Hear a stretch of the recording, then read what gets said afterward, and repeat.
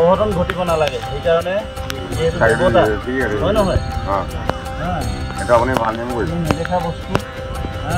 আমাতকৈ বহুত শক্তি বহুত 100 গুণ বেছি শক্তিশালী বস্তু এই দৃশ্যটো দেখি আপুনি কি ভাবিছে বাৰু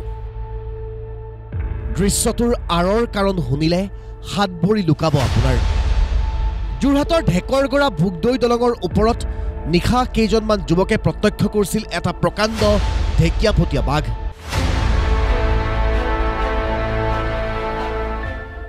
ভাওনা উপভোগ কৰি উভতি আহোঁতে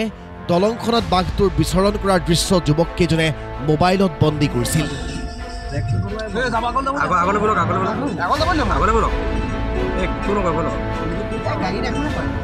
তাৰ পিছতেই পোৱা লাগিল হোৱাটোৱা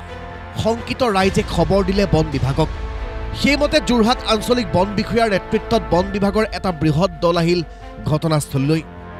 তাৰ পিছত বন বিভাগে যি কৰিলে সেয়া কল্পনাতীত অঘটন ঘটিব নালাগে সেইকাৰণে যেহেতু দেৱতা হয় নহয় জনাঞ্চলত বন্যজন্তুৰ উপদ্ৰৱ ৰোধ কৰাত ৰাজ্যজুৰি চূড়ান্তভাৱে ব্যৰ্থ বন বিভাগৰ এইজন বিষয়াই বাঘ খেদিবলৈ শৰণাপন্ন হ'ল নেদেখাজনৰ আমাতকৈ বহুত শক্তি বহুত 100 গুণ বেছি বাঘৰ খোজৰ চিনত ধূপ চাকি জ্বলাই নেদেখাজনৰ পৰা পৰিত্ৰাণৰ বাট বিচাৰিলে বন বিষয়াই বন বিষয়াৰ কাৰ্য দেখি হতবাক ৰাইজ নহবনো কিয় এগৰাকী বন বিষয়াই এনে কাম কৰিলে ৰাইজ আচৰিত হোৱাটো একেবাৰে স্বাভাৱিক এই পূজা অৰ্চনাৰ পিছত বাঘৰ সন্ধানত নামিল বন বিভাগৰ দলটো কিন্তু সেই আওপুৰণি ব্যৱস্থাৰে বাঘ বিচাৰি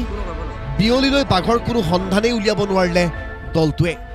যাৰ বাবে এতিয়া অধিক চিন্তিত হৈ পৰিছে ৰাইজ যোৰহাটৰ পৰা পৰমানন্দ বৰাৰ ৰিপৰ্ট প্ৰতিদিন টাইম